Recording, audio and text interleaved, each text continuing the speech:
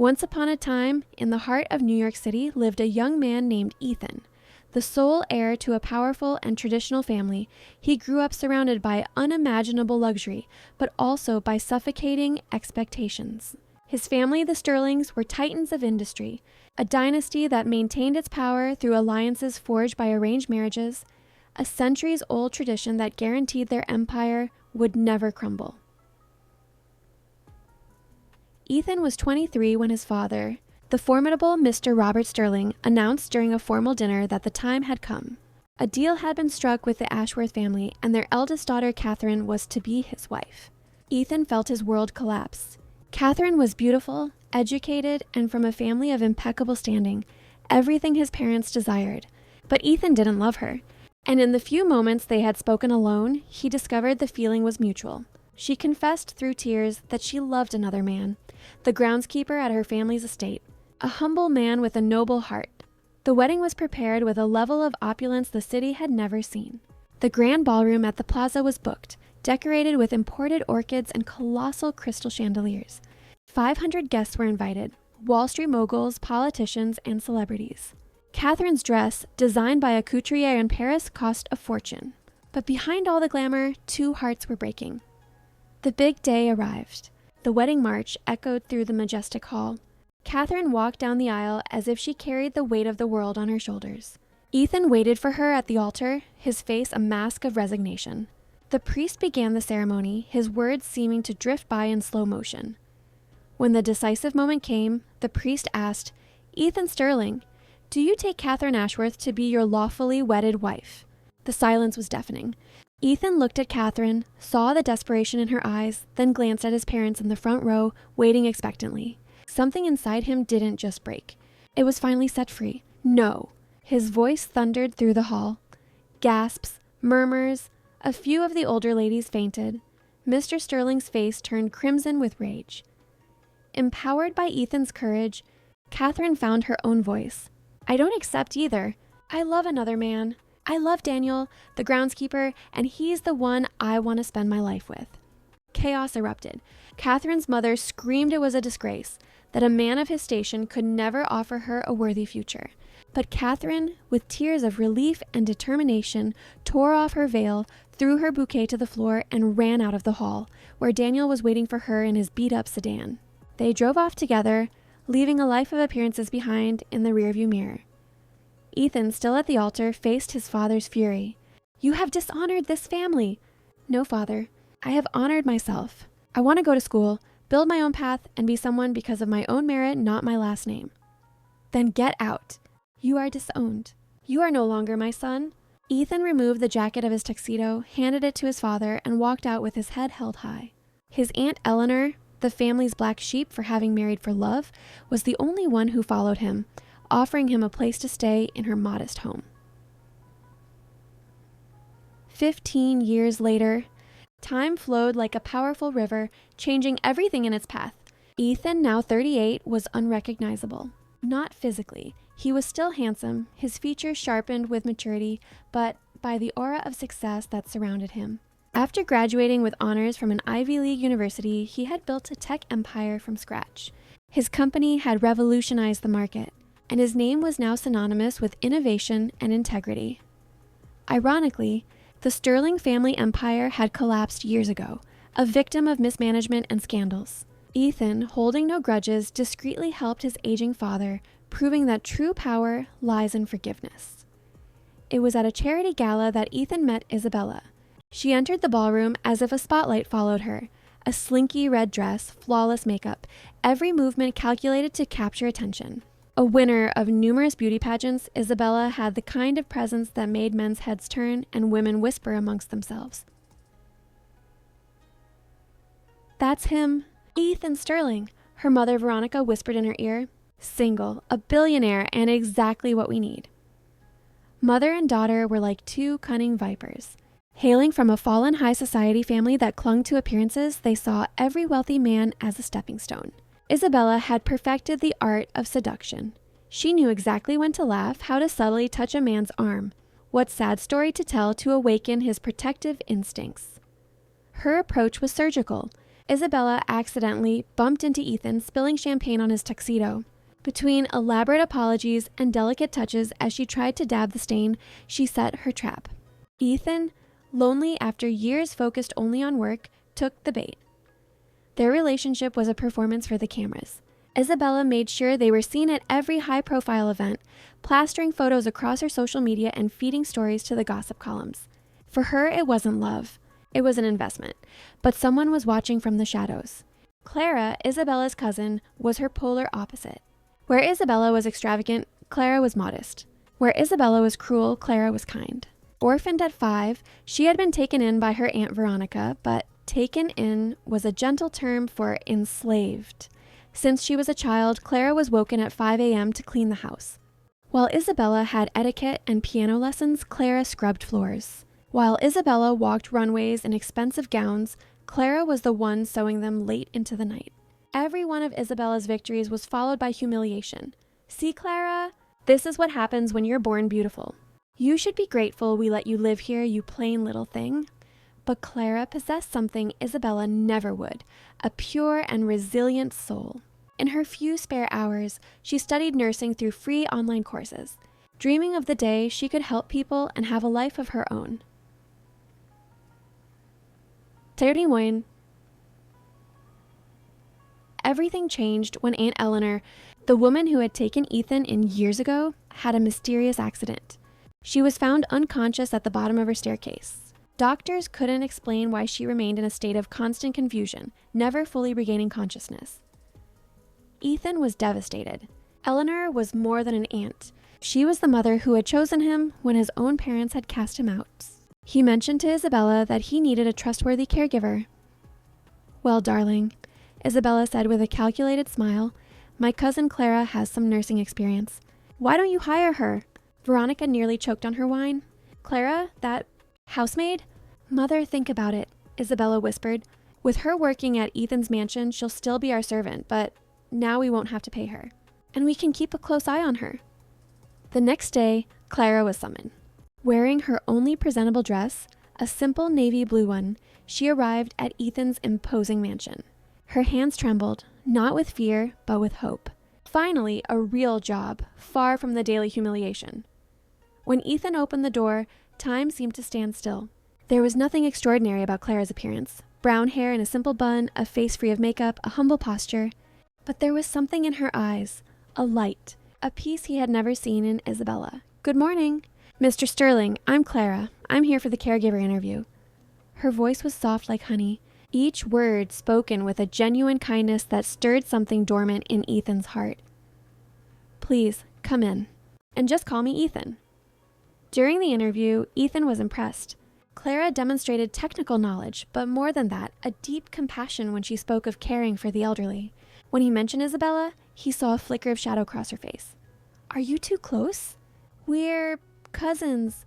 I was raised in their home after my parents passed away." There was an untold story in those words, but Ethan didn't press. He hired her on the spot. The truth in the shadows. Clara began her work, and the change in the house was immediate. She had a natural gift for caregiving. She would talk to Eleanor even when she seemed not to understand, sing old songs that appeared to soothe her, and prepare special herbal teas she had learned about in her studies. But something troubled her. Eleanor, in her rare moments of lucidity, seemed terrified. She would grab Clara's arm with surprising strength and mumble, "They pushed them. Be careful." Clara started to connect the dots. Eleanor's fall had happened on the same day Isabella had visited her. The security cameras for that day had mysteriously malfunctioned. And there was something else. Whenever Isabella visited Ethan and went to see Eleanor, the old woman's condition would worsen in the following days. Determined to protect Eleanor, Clara asked for permission to sleep in the adjacent room. Ethan, moved by her dedication, agreed immediately. "Isabella isn't going to like this," he commented, almost to himself. "Mrs. Eleanor's health has to come first," Clara replied with gentle firmness, and Isabella did not like it. "That gold digger is trying to get close to you," she shrieked when she found out. "Sleeping in your house? The nerve!" But for the first time, Ethan didn't yield to Isabella's dramatic protests. The night of revelation. It all came to a head one Thursday in the dead of night. Clara, who now checked on Eleanor several times a night, heard whispers in the hallway. She recognized the voices of Isabella and Veronica. Peeking through a crack in the door, she saw a scene that made her blood run cold. Isabella was holding a syringe, about to inject its contents into Eleanor's IV bag. "Hurry, before someone wakes up," Veronica hissed. "One more dose of this, and she'll never get her full memory back. And when she dies, Ethan will be vulnerable. We'll get married quickly, and all this fortune will be ours," Isabella replied with a cruel smile. Clara didn't hesitate. She threw the door open. "Stop right there!" The shout woke the entire house. Maria, the housekeeper, appeared first, followed by a frantic Ethan in his pajamas. "What is going on here?" Isabella, quick as a snake, hid the syringe and burst into tears. "Ethan, your caregiver is accusing me of horrible things. I only came to check on dear Aunt Eleanor." "Liar," Clara shouted, trembling with outrage. "I saw you with a syringe. Maria saw it too." Maria bravely stepped forward. "It's true, Mr. Sterling. I saw Miss Isabella with something in her hand." Veronica, trying to salvage the situation, held up a small vial. "You're both insane." It was just the vitamin supplement her doctor prescribed. Ethan took the vial and checked it. It was indeed vitamins. He sighed heavily. "Clara, I understand your concern, but you can't make accusations without proof." Clara felt the floor give way beneath her. Once again, Isabella had manipulated everything. But then, something unexpected happened. Eleanor, who everyone thought was asleep, opened her eyes. And for the first time in months, her gaze was completely lucid. "Ethan!" Her voice was weak, but clear. "I need to tell you something." Everyone moved closer. Eleanor, with great effort, sat up in bed. Her eyes locked on Isabella with a frightening intensity. "It was you! You pushed me down the stairs. I remember everything now. You and your mother. You wanted to kill me because I found out about the scheme you pulled with the Catherine Ashworth wedding all those years ago. You forged that letter?" The silence was absolute. Ethan went pale. What letter?" "The letter that made Catherine think you despised her son. The letter that destroyed that wedding. They wrote it and had it delivered to Catherine on the morning of the ceremony. That's why she also said no. She thought you hated her. The revelation was a bombshell." Isabella tried to run, but Maria blocked the door.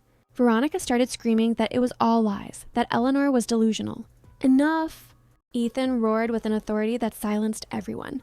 "Call the police now." The final unmasking. While they waited for the police, more truth came to light. Eleanor, now fully lucid, as if the adrenaline had shattered the final fog in her mind, revealed everything. Isabella and Veronica were notorious in certain circles for their scams. They had already ruined 3 families, always targeting wealthy, lonely men. They had found out about Ethan's failed wedding and orchestrated the entire accidental meeting at the charity gala. "I discovered all this by doing some digging," Eleanor explained. "I confronted them that day. Isabella pushed me, and then they came every week, pretending to visit, but they were injecting me with something to keep me confused." Isabella, seeing she was cornered, played her final card. She fell to her knees at Ethan's feet, fake tears streaming down her face, ruining her perfect makeup. "Ethan, my love, you can't believe this. I love you. I've always loved you. Clara is behind all of this. She's always been jealous of me. She's always wanted what I have." Ethan looked at her with pure disgust. "Even now, you're still lying." He turned to Clara, who stood silently in the corner, genuine tears in her eyes. "Clara, I'm so sorry. Forgive me for not seeing it sooner, for ever doubting you." Clara just shook her head. "There's nothing to forgive, Ethan. You couldn't have known." "Stop calling me Mr. Sterling," he said softly, walking towards her. "You saved my aunt's life. You are the only true person in this room besides her." The police arrived. The investigation uncovered even more rot, fraudulent bank accounts, other scams, even an unsolved poisoning case from years ago. Isabella and Veronica were arrested, facing decades in prison. The love that bloomed in the ruins. With the house finally at peace, profound changes took place. Eleanor made a full recovery, her mind as sharp as ever. Clara continued to care for her, but now as a respected nurse, not a servant. Ethan began to truly see Clara, not just her simple, natural beauty, but her strength, her dignity. her capacity for love after so much suffering. He would watch her talking with Eleanor, laughing at her stories, preparing her special teas with such care. "You never talk about your dreams," he commented one day as they were having coffee in the garden. "Dreams?" Clara smiled sadly. "People like me learn not to dream too big, Ethan. People like you, orphans, servants, the invisible ones." Ethan took her hand, surprising her. "You are never invisible to me. From the moment you walked into this house, you lit it up." Isabella was like fireworks, loud, flashy, but gone in an instant. You're like the morning sun, constant, warm, and essential." Clara blushed, trying to pull her hand away, but he held it tight. "I've fallen in love with you, Clara. I don't know when it happened. Maybe it was when I saw you singing to my aunt. Maybe when you defended her with such courage. Or maybe it was that very first day when you walked through the door and brought peace to my turbulent heart." "Ethan, no. You're everything. You are the most extraordinary woman I have ever met. Marrying you would be the greatest honor of my life." The dream wedding. The proposal was simple, genuine, and perfect. There were no fireworks or grand gestures, just two souls recognizing they had found their home in each other. The engagement was announced, causing a frenzy in high society. How could Ethan Sterling, the most eligible bachelor in the city, be marrying a former housemaid? But those who truly knew the couple saw the truth. A pure love, built on mutual respect and admiration. Clara insisted on a simple wedding, but Ethan wanted to give her the fairy tale she never had. They compromised, an elegant but intimate ceremony, with only the people who truly mattered. On her wedding day, Clara was radiant in a simple lace gown, her hair down in soft waves, her natural makeup highlighting her genuine beauty. As she walked down the aisle, Ethan had to fight back tears.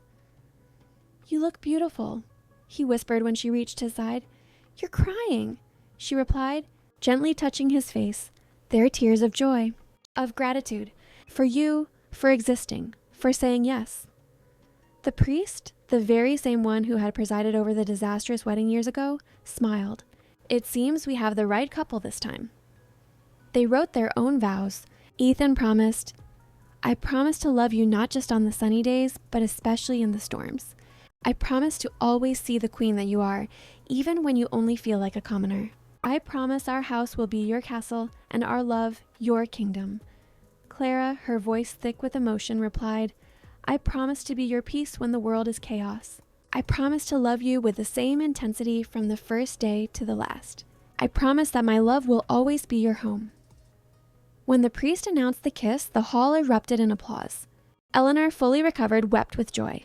Even some of the former household staff who had been invited were emotional. They had always known there was something special about Clara. The epilogue of happiness. 5 years passed. The Sterling mansion, once cold and silent, now echoed with the laughter of children. Clara had given birth to twins, Sophia and Samuel, who had their father's eyes and their mother's kind heart. Clara used part of Ethan's fortune to create a foundation for orphans, ensuring no child would ever endure what she had. She personally oversaw the homes, making sure that love and dignity were the cornerstones of everything they did. Ethan, inspired by his wife, restructured his companies to be more humane. Profit was still important, but people came first. His employees adored him, the press respected him, but none of it mattered as much as the smile on Clara's face when he came home. One evening, as they were putting the children to bed, Ethan hugged Clara from behind, watching their kids sleep. "What are you thinking about?" she asked. "About how ironic life is. I ran from a forced marriage only to find true love. I lost a family of blood to gain a family of the heart. And me?" Clara turned in his arms. "I was treated like a slave for years, only to become a queen. Not in the way Isabella wanted, with a crown and a scepter, but the queen of the only kingdom that matters, your heart." "Our heart," he corrected her. "Our family, our forever." From the hallway, Eleanor watched them with a smile. The old woman had lived long enough to know that happy endings were rare.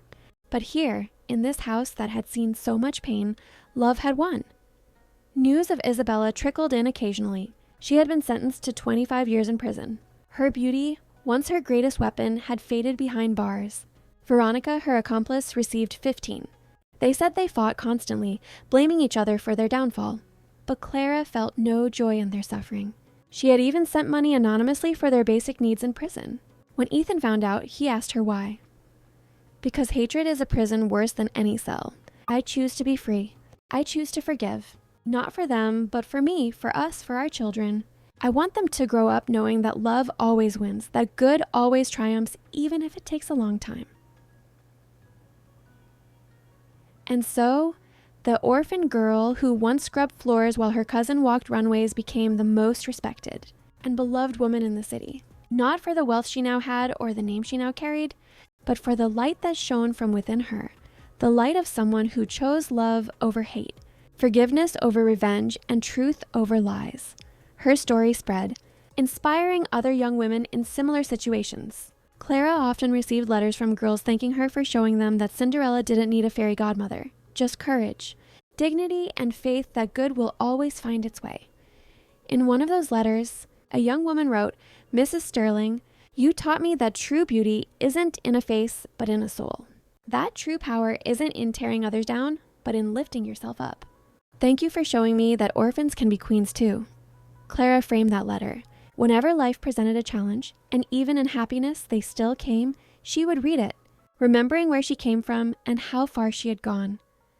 Ethan often found her in her office, reading these letters with tears in her eyes. "You've changed so many lives," he would say. "We changed them," she would correct. "Your love gave me wings. Your trust gave me strength. Alone, I'd still be scrubbing my aunt's floors." "No," Ethan would disagree. "You always had wings. I was just lucky enough to be there when you decided to fly." And on stormy nights, when the thunder scared the children, Ethan and Clara would gather them in their bed and tell them stories. Their favorite was always the same, the story of a prince who said no to a fake wedding and a princess disguised as a maid who saved a queen's life.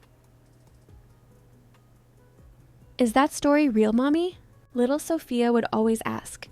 "The best stories always are, my love. Because when love is real, life itself becomes a fairy tale." And so, in that mansion that had once witnessed betrayal and lies, now only love, truth, and certainty reigned. The certainty that, in the end, good always wins. Because that is the greatest truth of all. True love knows no social class, bows to no superficial beauty, and cannot be bought. Because true love sees the soul, not the face. It admires character, not a bank account. And when destiny unites two such souls, their happiness becomes a force that no Isabella in the world can ever fight against.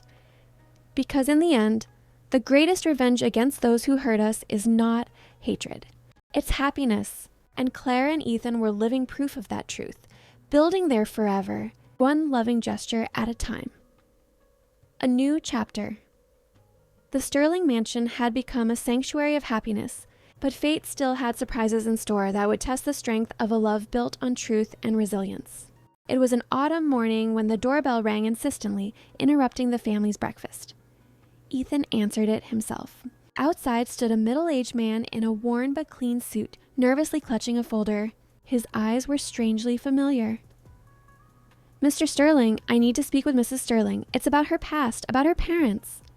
Clara, who had come to the door, felt her legs go weak. In all these years, no one had ever mentioned her parents beyond the vague story that they had died in an accident when she was 5.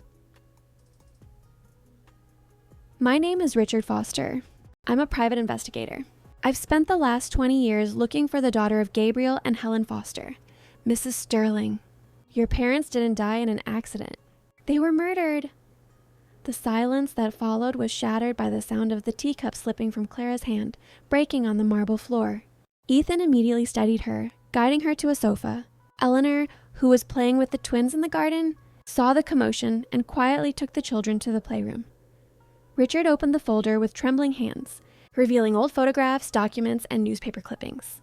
One photo in particular made Clara sob, her parents, young and smiling, holding a baby that could only be her. "Your father was an incorruptible prosecutor.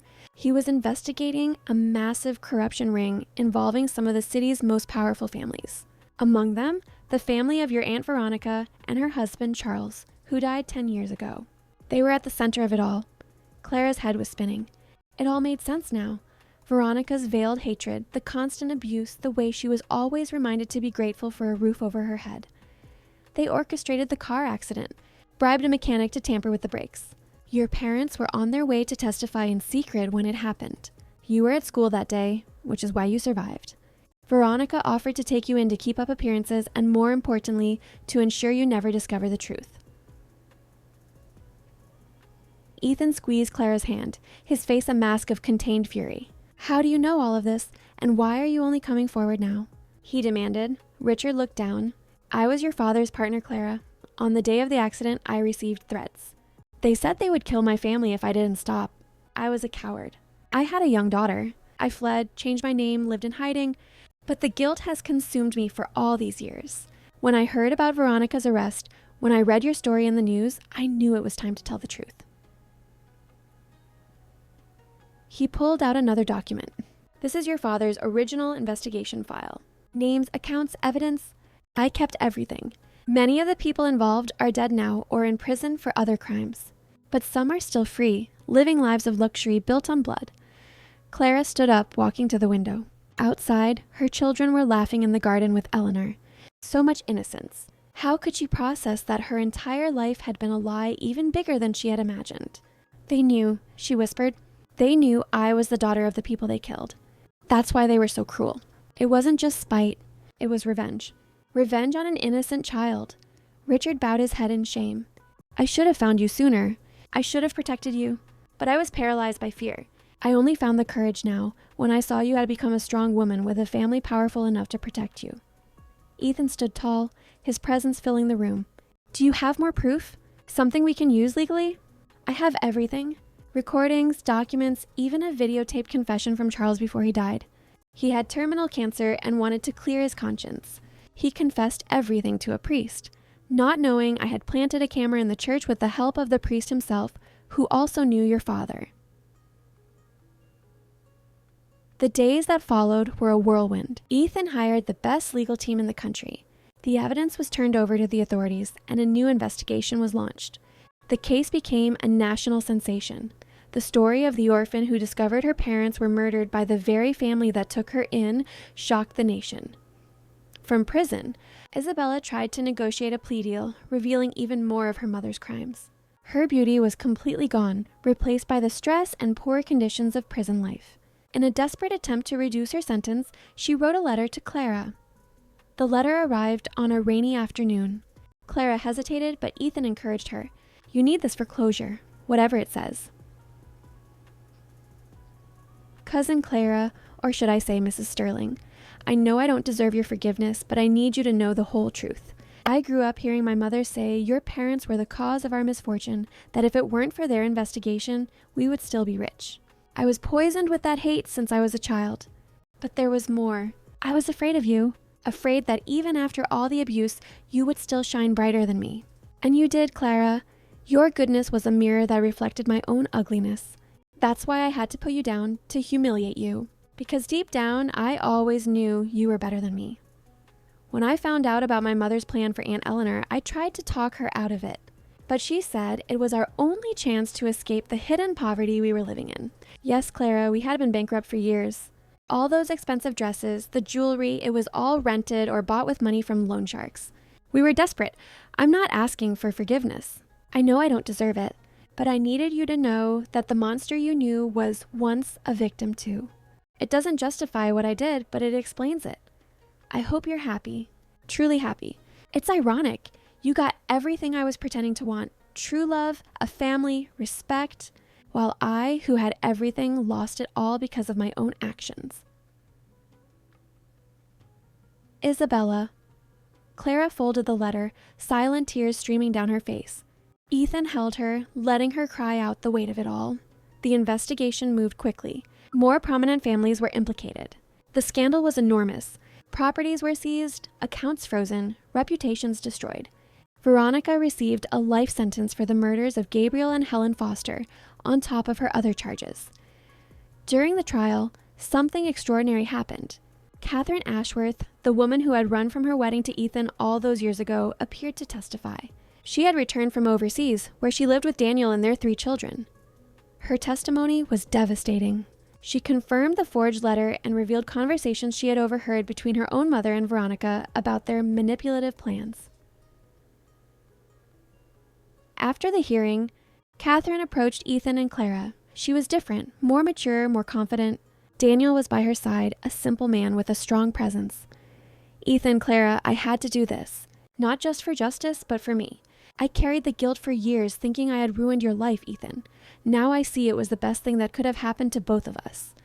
She looked at Clara with genuine admiration. You are an extraordinary woman. I read about your foundation for orphans. Daniel and I would like to contribute. We don't have much, but he started a landscaping company, and it's doing very well. From that meeting, an unlikely friendship was born. The two couples began to see each other regularly. Their children played together. It was as if the universe had woven a complex tapestry where every thread, even the darkest ones, was necessary to create the final, beautiful design. 6 months after the revelations, Clara made a decision. She wanted to visit her parents' grave, which had been vandalized and left neglected on Veronica's orders. Ethan hired a team to completely restore it, turning it into a beautiful memorial. On the day of their visit, a surprise was waiting. Dozens of people had gathered at the cemetery. They were old colleagues of her father, people he had helped as a prosecutor, families who had received justice because of his work. They were all there to honor his memory and support his daughter. An elderly man approached with a cane. Mrs. Sterling, your father saved my son from a false accusation. He proved his innocence when no one else would listen. My son is a doctor now, with a family of his own. All thanks to Gabriel Foster. Story after story was shared. Clara learned that her parents were heroes to many, that their legacy had survived through the lives they touched. Richard, the investigator, had brought something special, a box her father had left in his office with instructions to be given to Clara on her 18th birthday. Inside were letters from her parents, written over the years, imagining who she would become. Clara read the letters aloud, her voice choked but firm. Her mother wrote of her dreams for her. Her father wrote about justice, about doing the right thing even when it's hard. In one of the last letters, dated just a week before their deaths, her father had written something prophetic. My dearest Clara, if you are reading this, it means something has happened to us. Know that the work we do is dangerous, but it is necessary. If we are not there to protect you, be strong. You have the blood of fighters in your veins, but always remember, the greatest victory is not in defeating your enemies, but in not becoming like them. Keep your heart pure, my daughter. Love always wins against hate. Light always wins against darkness. Dad, that night, Clara and Ethan talked for hours about the future. The foundation would be expanded, with a new branch dedicated to providing free legal support to victims of crime. It would be named the Gabriel and Helen Foster Foundation for Justice and Hope. But fate had one more card to play. 2 weeks later, during a routine checkup, Clara discovered she was pregnant again. I want to name him Gabriel if it's a boy. Or Helen if it's a girl, she told Ethan, who wept as he held her. The pregnancy was peaceful. It was during this time that Clara began to write a book, telling her entire story, not for fame or revenge, but so that others in similar situations would know that there is always hope. Helen was born on a spring morning with the eyes of the grandmother she would never meet. The twins, now 6, were enchanted with their baby sister. Life went on as it always does with its ups and downs. The foundation grew, opening branches in other cities. Clara became a public speaker, sharing her story at universities and events. After one such talk, a young woman approached her with bruises on her arms poorly hidden by her sleeves. Mrs. Sterling, I'm in a situation like yours was. I live with relatives who hurt me, but I have nowhere to go. What do I do? Clara took the young woman's hands, seeing herself in those frightened eyes. First, you need to know you are not alone. Second, you deserve to be safe and respected. Here is my personal card. Call me tomorrow. The foundation has safe houses, support programs, everything you need. You are going to get out of this. I promise. The young woman, Beatrice, called the next day. She was welcomed by the foundation, finished her education, and years later became one of its lead coordinators. Clara's book was published to overwhelming success. The TV rights were sold on the condition that all proceeds went to the foundation. The series reached millions, leading to a massive increase in the reporting of domestic abuse and covered-up crimes. Veronica died in prison of a heart attack. Isabella was eventually moved to a minimum security facility. It was said she started teaching other inmates how to read, perhaps searching for some small piece of redemption. 10 years passed. Little Helen grew up strong and determined with her grandfather's sense of justice. On the 15th wedding anniversary of Clara and Ethan, the family gathered for an intimate dinner. As Eleanor, now 85 but sharp as ever, raised a glass for a toast, the doorbell rang. It was Beatrice, now a confident, successful woman. She wasn't alone. A little girl of about 5 was with her. "Clara, Ethan, I'm so sorry to interrupt, but I had to introduce you to my daughter. She insisted on meeting the woman who saved her mommy." The little girl shyly held out a drawing. It was a colorful castle with a princess in the window, and in a child's handwriting it read, "Thank you for saving my mommy." Clara hugged the child, tears flowing freely. In that moment, the circle was complete. The evil that had been done to her had been transformed into good. The pain had become purpose. As they all sat down to dinner together, Ethan looked at his sprawling, unconventional family. He thought back to that fateful day he shouted no at the altar when he chose truth over convenience. Clara saw his thoughtful expression and whispered, "What are you thinking?" "That every no we say to the wrong thing is a yes to the right thing. I said no to a fake marriage, and it led me to you. You said no to hatred, and you chose love. We are breaking the cycle."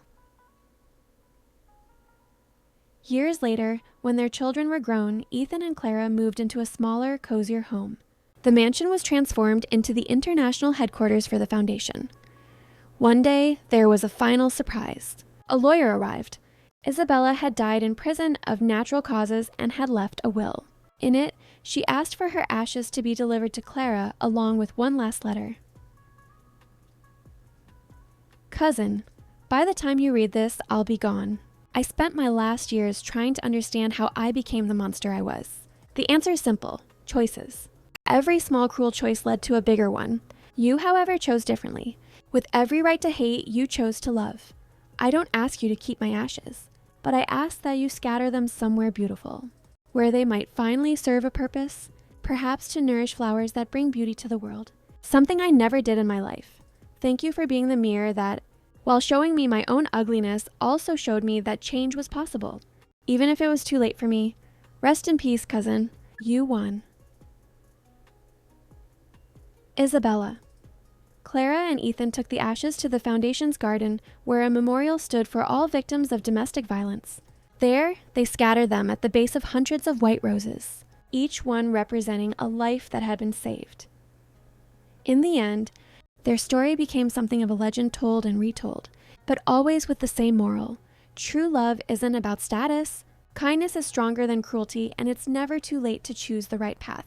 And so, on a golden afternoon, as the sun set and the first stars appeared, Clara leaned into Ethan's arms, knowing they had built something more than just a happy ending. They had built a legacy of love that would continue to change lives for generations to come. Music swells and fades. Narrator, outro. Hey dreamers! What an incredible journey for Clara and Ethan, right?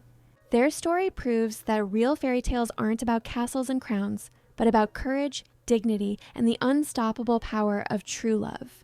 We saw an orphan, treated like a slave, rise up with a nobility that came from her soul, and an heir who said no to an empire so he could say yes to his own heart. They teach us that in a world that so often values what you have, what truly matters is who you are. Clara's journey is a powerful reminder. No matter the humiliation you faced or where you come from, your worth can never be diminished, and your future is not written by the hands of those who wronged you. Now, we want to hear from you. What was the moment in this story that gave you chills? Was it Ethan's courage at the altar, Clara's revelation in the middle of the night, or the power of forgiveness in the end?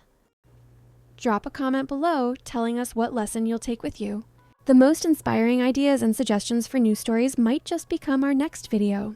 Share this journey so more people can believe in the magic of good. A huge hug, and until next time, where we'll prove once again that love is the most revolutionary force in the universe.